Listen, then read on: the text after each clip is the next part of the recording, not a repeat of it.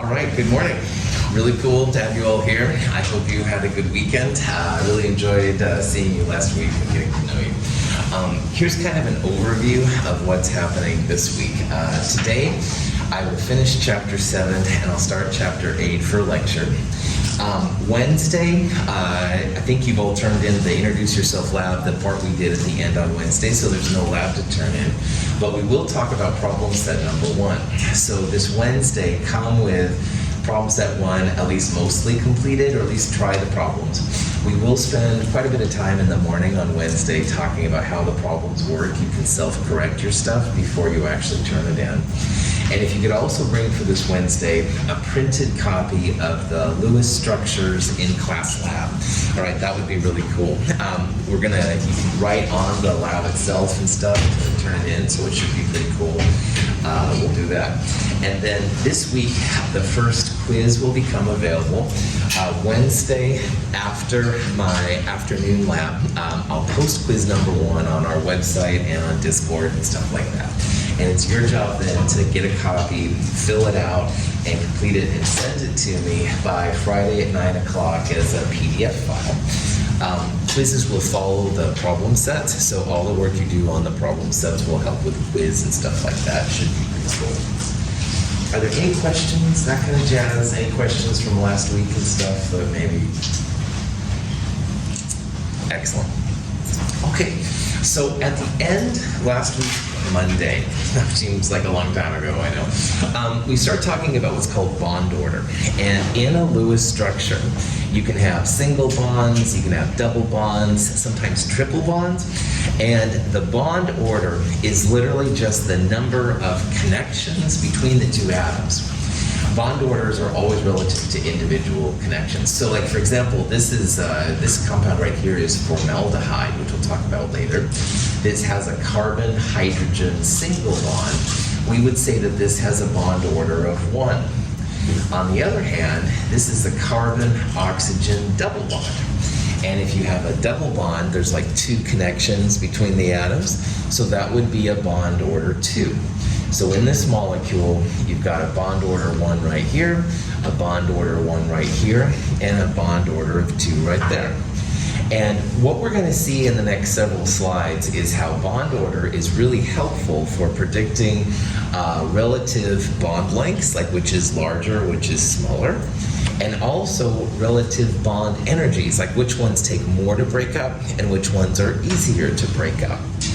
And the punchline of all of this, all right, is that bond energy and bond order are related. So if you have a single bond and you want to break it up, it's going to take, say, 10 kilojoules of energy. But a double bond would take a lot more than that. Maybe twice as much, it's hard to say. But let's say, for example, 20 kilojoules of energy. So to break up a double bond takes more energy than to break up a single bond. And you can imagine if I said, hey Ben, I haven't seen you forever. Sorry Ben, you're always in the front row and I see usually you're my person, but a single handshake is strong, but a double handshake is stronger, all right? So Daniel says, come on guys, break it up. It would be easier for him to break up just a single handshake than a double handshake, stuff like that. So bond order goes up, bond energy, the energy required to break those 2 atoms apart, goes up as well. But the bond length is inversely proportional. So what that means is bond order goes up, your bond length goes down. And you can think about it in kind of a cheesy sense like, hey Ben, what's going on? All right, good to see you. Ben, I haven't seen you forever. And I like double handshake him because I'm so glad to see him. So I actually step closer because I'm more excited to see Ben, if you will. And I was like, Ben, I haven't seen you forever. Like hug him or whatever. All right, sorry, I'm gonna keep separation here, not trying to freak anything out. But that would be like even closer than a double bond. All right. So bond order 1 is longest. Bond order 2 is in the middle, and bond order 3 would be really, really tight. That's what this is saying. Bond order goes up, bond length goes down. So you can use these kind of things. Bond order goes up, bond energy goes up, one goes up, the other one goes up, but bond length is going to go the opposite direction. It's going to go down as your bond order goes up. Any questions on that? Okay. Kilojoules is a way that scientists, especially chemists, like to talk about energy. A kilojoule is 1,000 joules, all right? So to break up this carbon-oxygen double bond, it would take 745 kilojoules. This is a carbon-hydrogen single bond at 414 kilojoules. So it takes a lot more energy to break up a double bond than it does a single bond. That's what those numbers are saying. Now, picometers is a way that a lot of times people talk about the distance between the two atoms. A pico is 10 to the minus 12th meters. I can't really compare the bond lengths here very well. Carbon and oxygen. Oxygen is a lot bigger of an atom. Hydrogen is a lot smaller. So I'll show you better examples of how the bond lengths work here in a little bit. But this is just saying this is 110 picometers between the two of them, while this one is 123 picometers. Okay. So here's kind of a nice collection of carbon-oxygen bonds. This one right here is a compound called methanol, and we'll talk about that in an upcoming chapter. But the important part for us now, it has a carbon-oxygen single bond, all right? Now here's carbon dioxide. Carbon dioxide has double bonds in it.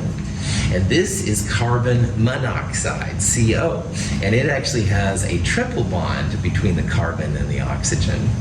Now these numbers in red here are all angstroms, another type of length unit that's used sometimes when it comes to atoms. An angstrom, which is an A with a circle on the top, equals 10 to the minus 10th meters, so also pretty small, all right? But the important part here is we're going from bond order 1 bond to bond order 2 to bond order 3. And notice how these lengths are getting smaller. So this is what I was talking about earlier. Bond order is going up as you go 1 to 2 to 3. Bond order is going up and your bond length is going down. These are all CO linkages. So this is be like me and Ben having a single handshake, me and Ben having a double handshake, and if we had a triple hand, that would be like a triple handshake. But the important thing here is that bond lengths go down as your bond order goes up. The atoms get closer together as your bond order goes up. So this is what I say when bond order goes up, bond length goes down. All right, you have to compare the similar types of atoms, all right? Oxygen is a lot bigger of an atom, so it's not the same as carbon and hydrogen, say. But if you compare the same kind of atoms, absolutely. Bond order goes up, bond length goes down. These numbers here were calculated in a software program. There's several versions of these things out there to calculate bond lengths. This one was Cache, which was a popular software program for a while. Any questions on that? Okay. Another factor that does affect it, and why I couldn't compare like the carbon-oxygen in formaldehyde to the carbon-hydrogen in formaldehyde, is that the types of atoms you're connected to also make a difference. And at the end of Chem 221, one of the periodic table properties was size. And on the periodic table, if you draw like a cheesy rectangle, and hydrogen is in the upper left, and helium's in the upper right, and francium is in the lower left, and we'll say radon is in the lower right, then generally speaking, okay, size increases as you go left and down on the periodic table. And so in these three versions right here, these are three halides, group 7 elements, okay? Fluorine, chlorine, we skipped bromine and went to iodine. And their atoms themselves are getting bigger as you go down the periodic table. So iodine is the biggest of the atoms and fluorine is the smallest. Now these are all bond order 1s, but the atoms themselves get bigger, all right? So that's why the length between them gets larger too, all right? So even though these are all bond order 1, the other atom connected to hydrogen is just a lot bigger, so it gets harder to make that good handshake between them. So keep that in the back of your mind, that the size of the atoms does make a difference. Like in the last one, they were all carbons and oxygens, no problem. These are all halogens, but the halogens are getting bigger as you go down the scale. Simple. energy of a bond indicates its strength and is measured as the energy required to break the bond. As two atoms come together to make a bond, all right, if they're too far away, then there's no connection between them, all right? But as they get closer, then they start to like make that important handshake, and they get to some kind of idealized energy where you have the most savings, energy savings. As you get too close though, however, then you start to have proton-proton repulsion, the electrons start getting together. So there's always some idealized energy. And there's a table in problem set 1 of bond enthalpies. And these are like the best guess, if you will, as to how much energy it takes to break up these different bonds. So like here's the CO single bond right here, and it's got 358. That's 358 kilojoules to break up a mole of carbon-oxygen single bond. And here's like the CLI and SBR, et cetera, et cetera. None of these are numbers you would ever have to memorize, but it is a cool table to use. But what I want to do now, this is CO single at 358. Down here is CO with a double. And notice it goes to 799. So going from 358 kilojoules to 799 kilojoules is a pretty big jump. And that's another way that shows that as bond order goes up, a single bond to a double bond, a bond order 1 to bond order 2, bond order goes up, your bond energy goes up too. It goes from 358 to 799, more than twice as much, which is pretty crazy. Now here's the CO triple bond. That's even stronger, as you can see, 1072 kilojoules to break that one up. So 1 to 2 to 3, bond order goes up. 358, 799, 1072, bond energy goes up as well. So these last couple slides have shown you that bond order as it goes up, your bond length goes down as long as you're comparing the same kind of atoms. Also though, as bond order goes up, your bond energy goes up, the amount of energy required to break the atoms in half. Any questions on that? We'll use this table here in a little bit, and I'll show you how it works. This is the one time you have to use a calculator in this first section in Chemistry 222. Now, here's another quick example. Oxygen, dioxygen, has a double bond when you draw out its Lewis structure. The length, 121 picometers. The bond energy to break that OO double bond, 498 kilojoules per mole at a bond order of 2. Now, hydrogen peroxide, when you draw its Lewis structure, there's an oxygen-oxygen single bond. And people have measured these kind of things pretty accurately. Notice the bond length goes up quite a bit. All right, it goes from 121 picometers to 148 picometers. So the bond length has increased. That's because your bond order has gone down. Bond order and bond length are opposite. So as you go from bond order 2 to bond order 1, the bond length will get bigger. They're opposite of each other. On the other hand, the energy required to break the OO bond, 210 kilojoules. So the bond energy has gone down as the bond order goes down as well. Now, Ozone O3 is an example of a resonance structure. You can have the double bond on the right or the double bond over here. And in these kind of things, you take the total number of bonds between the oxygens, so that's 1, 2, 3, and you divide them by the number of places they can go. They can go here and here, so 2 places. 3 over 2, bond order 1.5. Notice how the bond length is kind of between these. It's between 2 and 1. All right, we wouldn't expect it to be less than this or more than this. And although the bond energy hasn't been calculated very well, we would predict the bond energy to be similar between these numbers. So this is kind of cool. Someone makes a brand new molecule. You can make predictions anyway as to how the energies play out by knowing bond order goes up, bond energy goes up, bond length goes down. Any questions on that? All right. You can use the bond energies to actually calculate the energy to have a reaction occur. And in Chem 221, we did some energy calculations of like delta H products minus delta H of reactants. Well, this is an equivalent way that sometimes chemists use, and it uses those bond enthalpies, those energy values we saw earlier. So let me show you how this process works. It's pretty easy. This is the one time you're going to need a calculator, though, in this first section of material. Let's figure out the energy to take hydrogen and chlorine and make 2 HCl. So both hydrogen and chlorine are diatomics, H2 and Cl2, and they're going to make hydrogen monochloride, HCl. So let's figure out the energy to make this happen. And you can use those energies by realizing that the overall energy, which gets the symbol delta H enthalpy, it's going to equal the energy of the bonds broken minus the bonds formed. And these three things over here are the energies from that table I just showed. And so what we're going to do then is we're going to figure out how much energy it takes to make this reaction happen.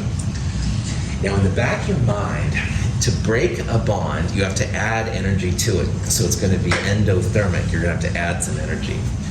But on the other hand, when you make bonds, you're going to get energy out. There's like a reason for bonds to form, all right? So when it says bonds broken minus bonds formed, it's kind of like the bonds of the reactants minus the bonds of the products.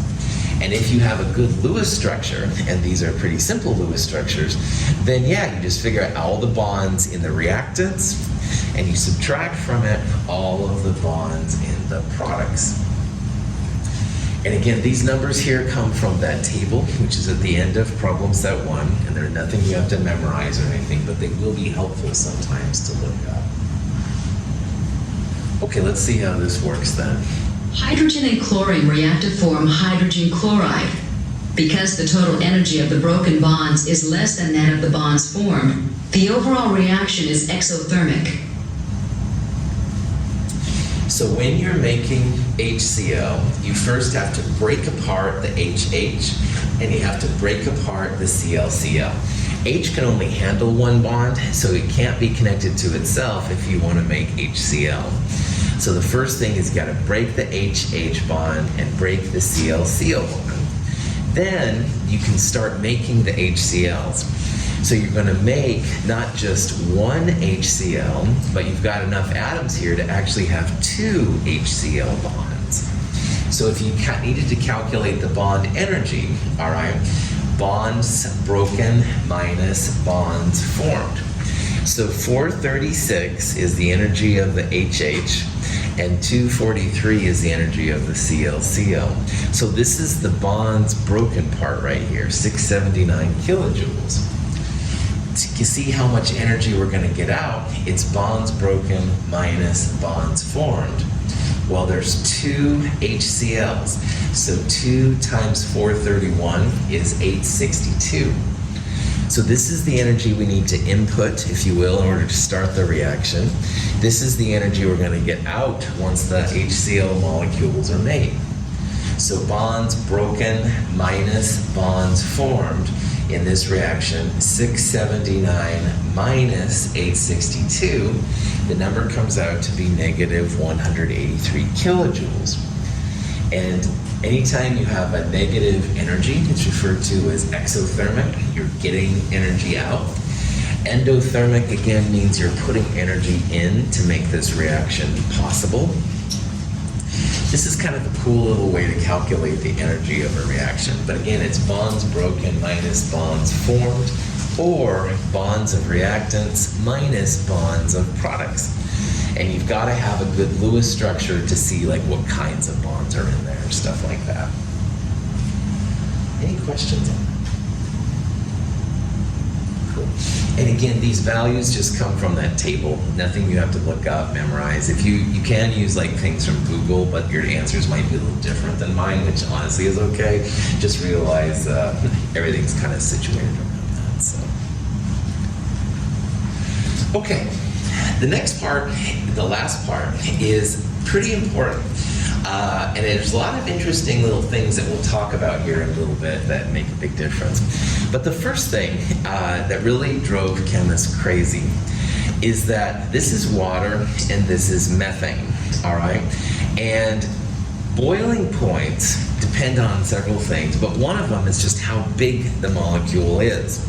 And water is 18 grams per mole when you figure out the molar mass. And methane, CH4, is like 16 grams per mole. So they're about the same mass, all right? And you can literally think about boiling, if you want, as taking the molecules and throwing them in the air, all right? And that's where the mass comes in. So 18 versus 16 is not that big of a difference. But goodness gracious, look at the boiling point differences. Water, as you know, boils at 100 degrees Celsius, 212 Fahrenheit. Don't use Fahrenheit in my class, please. But anyway, yeah, 100 degrees Celsius is when water boils. Methane, minus 161 Celsius.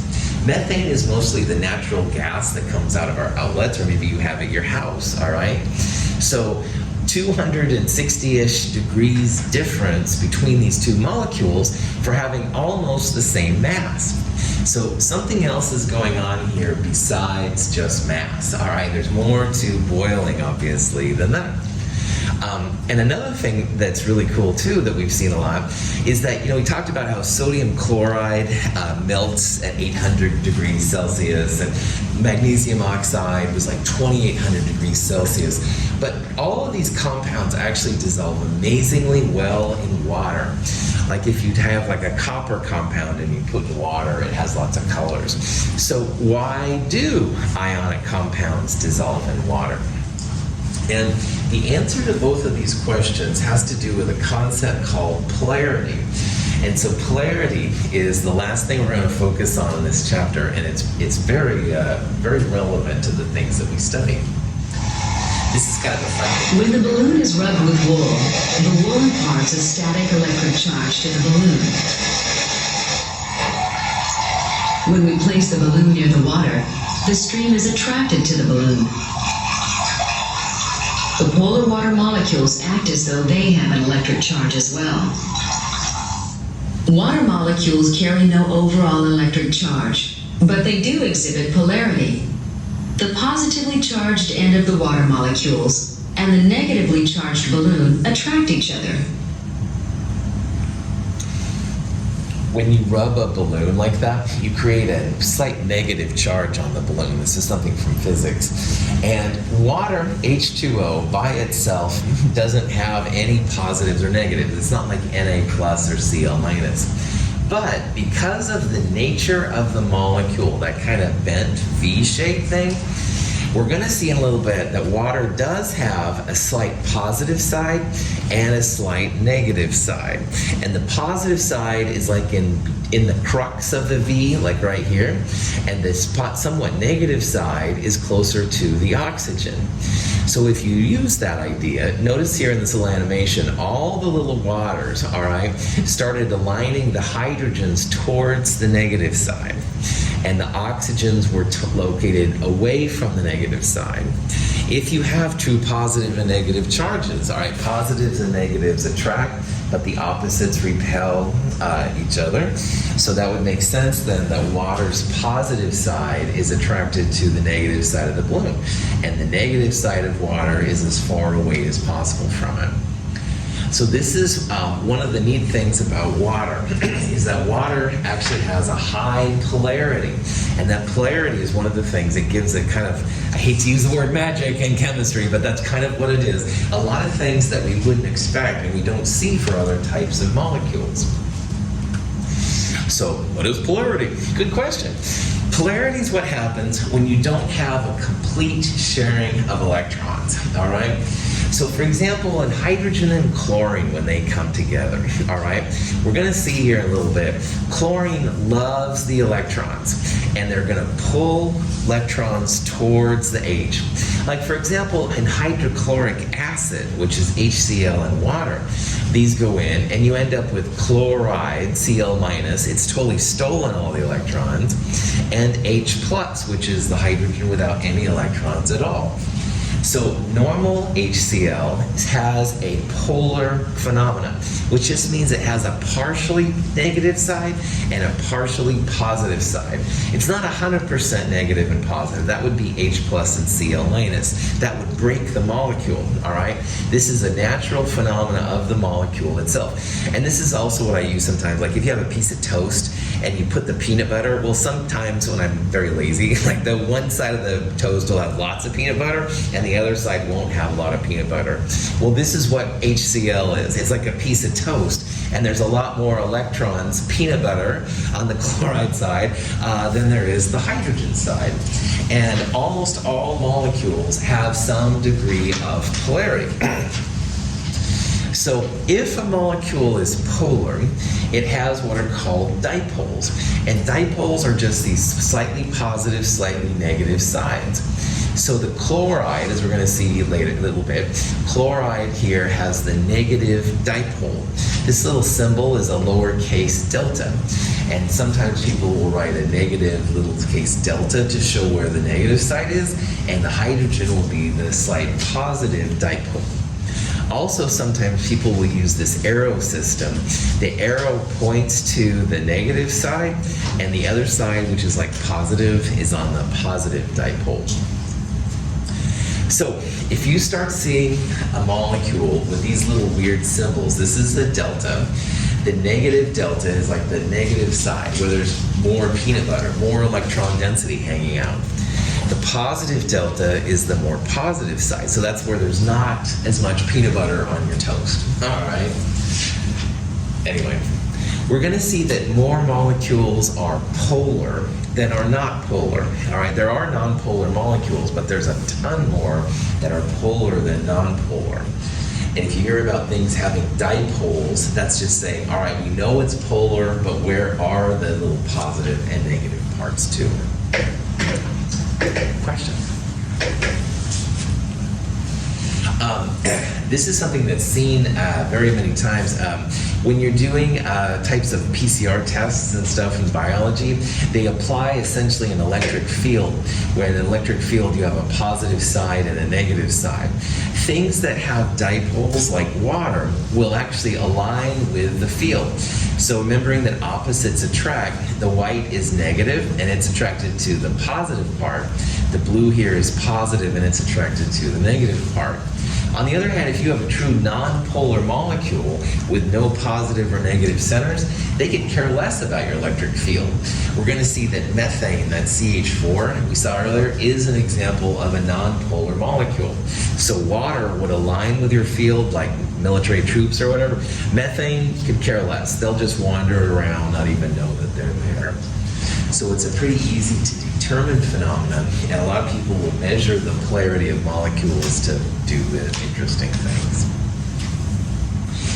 The dipole moment is measured polarity, and that's more than what we're going to do mostly in this class, but I want to introduce it.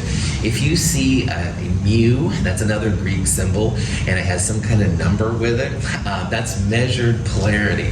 And we're not going to measure polarity, but I did have some students that went on to Portland State, and they were involved with a lab group down there. They were measuring polarities of molecules. It was really interesting stuff. Honestly, it was more than I was used to, but it was really cool. Okay, now HCl has a polar moment because the chlorine, we're going to see, pulls electrons more than the hydrogen does to it. Now, this led to some problems initially. When you calculate what the HCl bond should be in terms of breaking up the atoms, this is just normal stuff, they figured it should be about 339 kilojoules.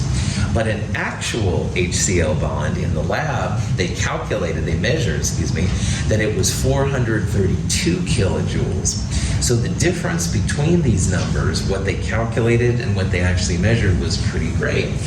And that measured difference, which in this case is 92 kilojoules, is what creates something we're going to use a lot from here all the way to Chem 223. It creates what's called a table of electronegativities.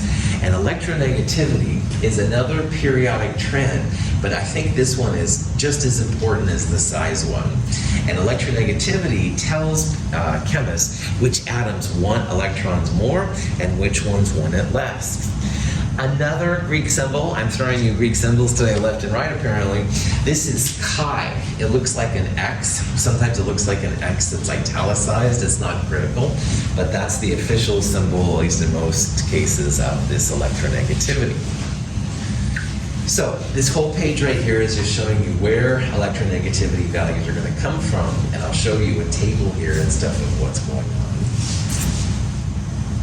All right. So this is a table of electronegativity right here, all right? And there's different different electronegativity tables, but this is the one that's still, I think, most commonly used. And in this one, fluorine, in the upper right-hand corner, fluorine is the most electronegative of all the atoms out there. And what that says is if fluorine is in a fight with any other atom in the periodic table, it's going to be the negative side. It's pulling electrons to it stronger than anybody else. Oxygen is second only to fluorine, so that means it wants electrons a lot too, but it will lose when it comes to fluorine. And then nitrogen and chlorine, et cetera, et cetera, et cetera. Now, electronegativities also have a periodic trend, and generally speaking, they increase up and to the right.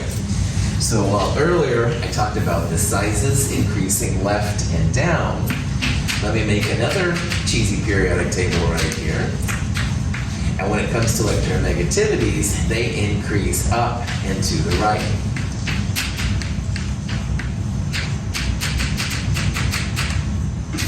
So sizes increase left and down, electronegativity, which will be so important to us, up and to the right. And finally, notice that there are no noble gases in this table. The noble gases generally don't want electrons, either giving them or taking them. So they aren't usually included when it comes to electronegativities. They're just not interested in electrons. So they would have like 0 electronegativities, I guess. But anyway, this is just a stupid thing I saw. And you're going up and the electronegativity gets crazier and stuff. I have a strange sense of humor. Questions on? Okay.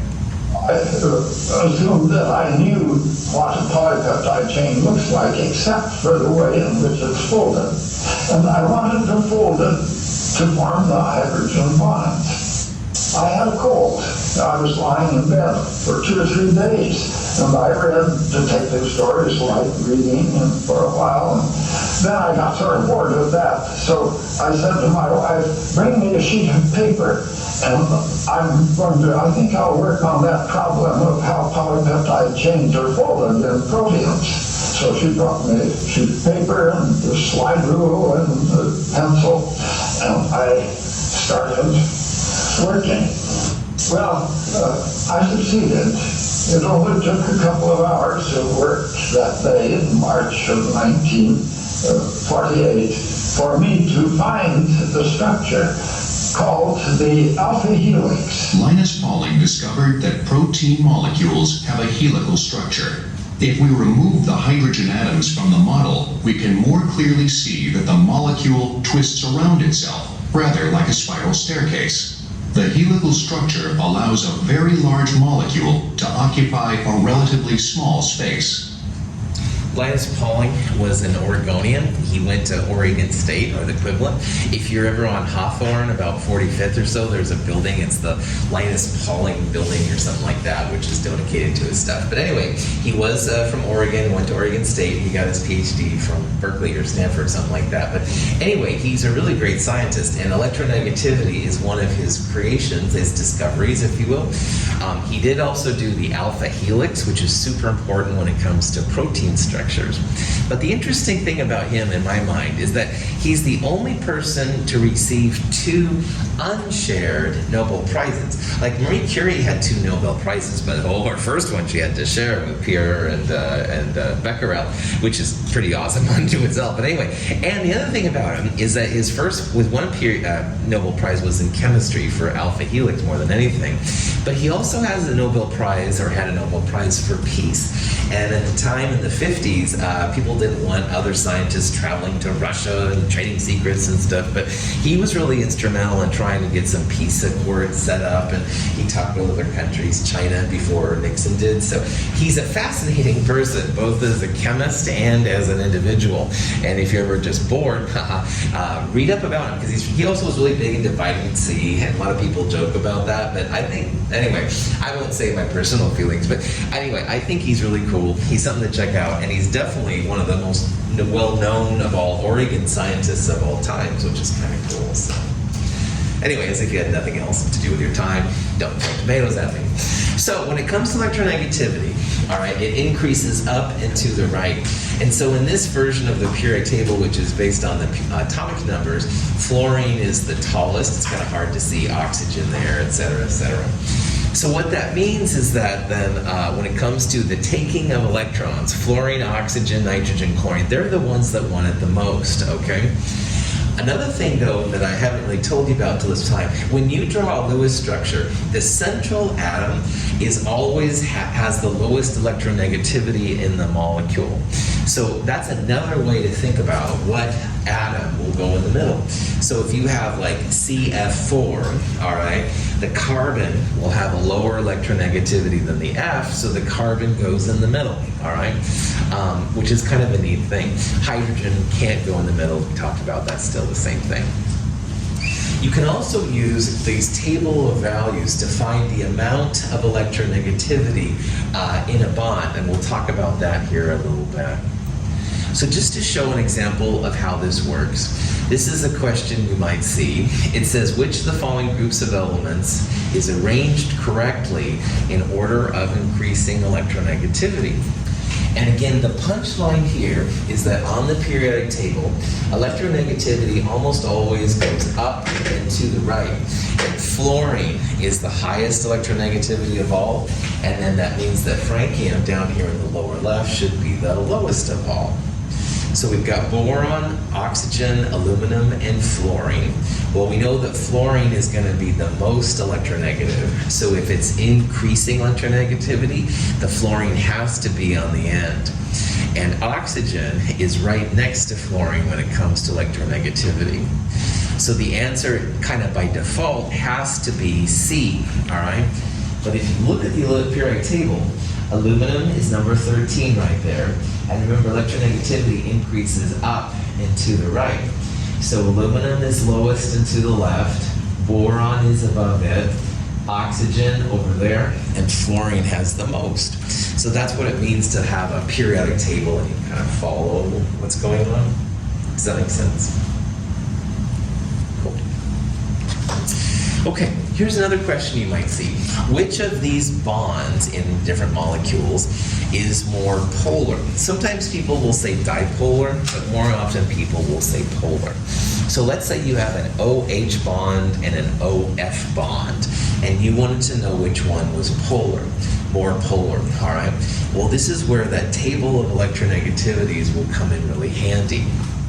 So these numbers right here, those are tables of electronegativities. This is the value for oxygen. You can see it's 3.5. Fluorine is 4. And when you look at hydrogen, it's 2.1. So the more polar bond will have a bigger change in electronegativity.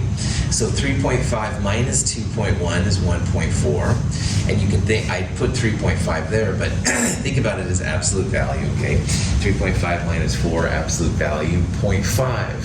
So this one has a much bigger change in electronegativity than this one does right here. And that tells you that OH is a more polar bond. So what that means is oxygen and hydrogen are having a thing who can pull harder. All right, oxygen's going to pull a lot harder. 3.5 is like a determinant of electron pulling strength, and that's a lot bigger than 2.1. So it yanks the electrons away from hydrogen. So we would put the little delta negative sign on the oxygen, while hydrogen would be the plus one.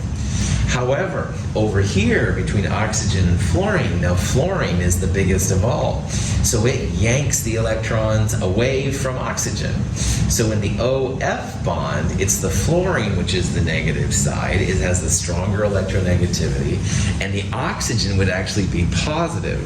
Now, most of the time, oxygen is negative as well. With most other things, it's the dominant one. But with fluorine, it is going to be the positive one. So what this means, 1.4 versus 0.5, there's more clumps of peanut butter on our toast, all right? That's what that means. And the oxygen is pulling that peanut butter, that electron density, towards it big time. This is more spread out. You definitely have more peanut butter on the fluorine side than the oxygen side, but it's not as bad as this one. So if you put like an OH versus OF next to that balloon that had the charge on it, you'd have a lot more interactions with this one than you would that one. The more electronegativity difference, the more it's going to make an effect on what's happening. Any questions? Yeah, Wes. Could you explain about the polarity being reversed? Like, Absolutely. yeah, just lost on that, I guess. Oh yeah, Wes, that's a great question, man. All right, 99% of the time, oxygen is the negative part of a bond, all right? It pulls electron density. And it is that way because it has a higher electronegativity than most of the other atoms around it. But in this particular example, oxygen has a smaller electronegativity than fluorine. So notice here that there's a positive on the oxygen, and this one, there's a negative on the oxygen. So when it says reverse polarity, it just means that although oxygen was negative here, now it's positive over here. It's flipping where the electrons are found. Fluorine is pulling electrons towards it and stuff, while this oxygen is pulling electrons towards it. So how would I know, like, in the case that it wasn't a molecule of oxygen, what would I be looking at for polarity? good question. This table right here, and you, yeah, the higher numbers will pull the electrons more towards it. Yeah. And so, like, if you had, let's pick two other ones, germanium and silver. All right, I don't know if that's even possible, but so silver has actually, it has a higher electronegativity than germanium. These crazy trends aren't that good, but this is where you'd want to use a table, man. So yeah, so silver amazingly would pull electrons away from the germanium, which I would not have predicted, I'll be honest, but that's the value of using the numbers and stuff, man. So most, like, if you put silver with chlorine, all right, chlorine would definitely pull electrons from the silver. It has a higher electronegativity. But amazingly, with silver and germanium, now you'd have reversed polarity, because now the silver is bigger, it would be the negative side, and that would be the positive side. Okay, great question. Other questions on that? Okay, let me get hold on, let me get through. There we go. Okay, so far we've looked at if individual bonds are polar. And a bond is, again, the electrons between two atoms. But one more thing you have to consider is if you have a molecule which is polar or non-polar. And as a really stupid example, and I apologize in advance, I'm going to use one of my kind of personal heroes in his own way. Arnold Schwarzenegger, all right? He's in all the movies, and he talks like on O3 and stuff, and whatever. I think he's really cool. But let's say he came down here, all right? And even though he's a lot older, he's still pretty good shape, man. So let's say he and I are going to shake hands, all right? Well, if he wanted to, he could yank my hand big time. He is, in this context, more into strength, pulling, all right? In terms of polarity, he would be like the negative dipole pulling me, and I would be the positive dipole. He would pull my electrons away. So in the Michael Arnold Schwarzenegger bond, all right, he's the negative side, I'd be the positive side. However, use this as let's say Schwarzenegger is cloned, and his other twin is right over there, all right? So one Schwarzenegger would pull me really hard to my right, but if there was a clone of Schwarzenegger, he could pull me just as easily in the opposite direction to the left. So if there was a Michael in the middle and a Schwarzenegger on each side, and they were pulling, all right, they could probably pull my hands off or whatever, but anyway, they would pull both really hard. So even though each Michael-Arnold bond is polar, they're going to cancel each other out because it's equal tension. And if they're linear, like in 180 degrees we talked about, the pull to my right would be equal to the pull to the left, and you can have a non-polar Arnold-Michael-Arnold molecule. So it's like you can have polar bonds where one atom is pulling really hard against the other one, but they can cancel each other out if it's a symmetric molecule. So when it comes to a molecule and you want to know if it's polar or non-polar, you have to have a couple of things. First of all, you have to have bonds that are polar. There's a little bit of a difference in those electronegativity values. And you have to have a molecule which is not symmetric. It's not like Schwarzenegger, Michael, Schwarzenegger. All right? There's going to be different things pulling. Now, these molecules right here show symmetric molecules. This example right here would be closer to what I just said. So let's say that I am the white atom, and Schwarzenegger and his twin are the green atoms, all right? Each of these individual bonds is going to be pulling to the right or the left. But if this one pulls equally to the right and this one pulls equally to the left, it's like you're stuck. You got to go either way, man. This is when you're going to have a symmetric molecule. Now, let's say one of the Schwarzenegger's twins says, I'm out of here, this is really stupid. And Jean-Claude Van Damme was that really fun Amazon series. I'm kind of watching it. Anyway, I like a lot of bad movies. You don't have to like any of them to do well. This class might be. But let's say Schwarzenegger was on this side, Jean-Claude Van Damme was on that side.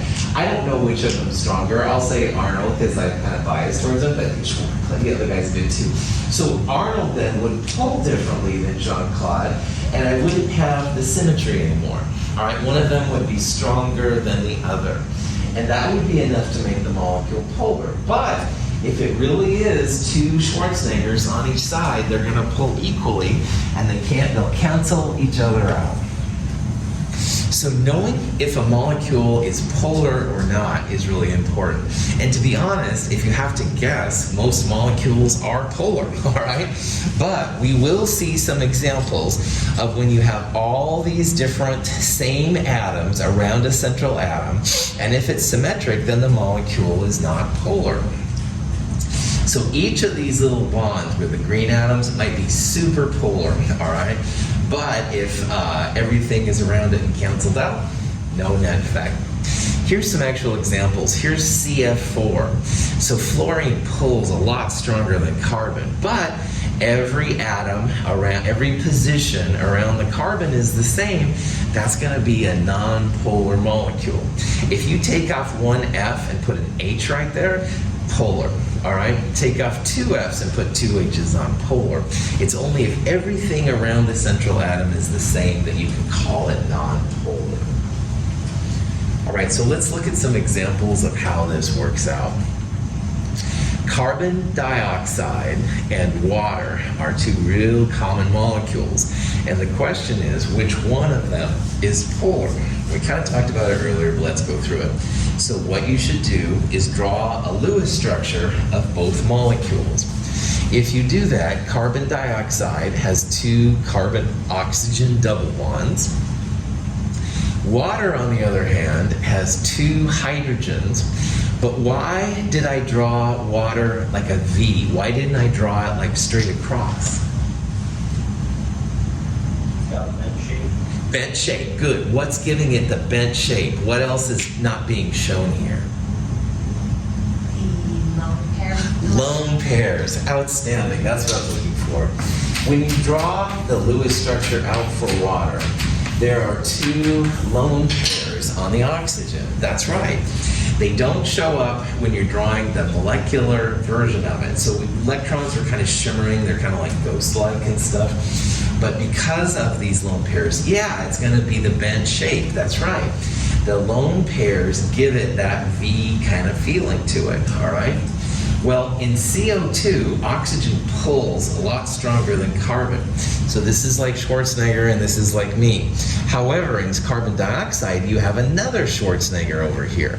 And it pulls just as much to the left as it pulls to the right. So in this case, carbon is surrounded by just oxygens with double bonds. This is a symmetric molecule, and this molecule is non-polar. On the other hand, in water, because of those invisible lone pairs, these are all 109-degree angles and stuff, water doesn't have a symmetric environment. It's got 2 lone pairs and 2 hydrogens. It doesn't even show the lone pairs here, but the hip chemist knows that the lone pairs are there. This is very polar. It's got very polar bonds, and it's a polar molecule. Those lone pairs give a pretty high dipole. This is measured polarity. 1.85 Dipoles, which is something you need to worry about, is a pretty high amount of polarity. So this one, there's no measured polarity. The oxygens pull equal but opposite, so it cancels everything out. But in water, oh yeah, we got a pull. Any questions on that? Okay. Here's some more examples. This is boron trifluoride, BF3. The boron has nothing but fluorines around it. No lone pairs, no chlorines or anything like that. If your central molecule has only one type of object around it, it's going to be nonpolar. Now the fluorine-boron bond is very polar. Fluorine pulls super hard, especially against boron. But because it's symmetric, they all will cancel out. This is formaldehyde, carbon, or not quite, I think it's a chlorine, sorry. CO double bond is different than CCl, so this one will be polar. Everything around this carbon is not the same. I've got oxygens and chlorines, it's going to be polar. Here's ammonia, Nh3. This nitrogen has a lone pair on it. It's not showing, but it would show in the Lewis structure. Again, everything around that nitrogen, not the same. Hydrogens and a lone pair, not everything is the same, so you would say polar.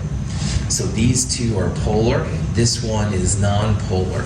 All of these have polar bonds, but because this one is in a symmetric environment, all the polar bonds cancel out.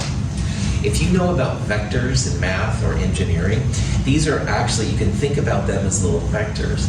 And if the vectors kind of go back to the origin point, so like this is up, this would be down to the left, and this would be down to the right, if they all go back to the 0, then there's no net dipole. And that's where vectors are helpful. But if you don't know about vectors, then just shut up everything I said, block it out.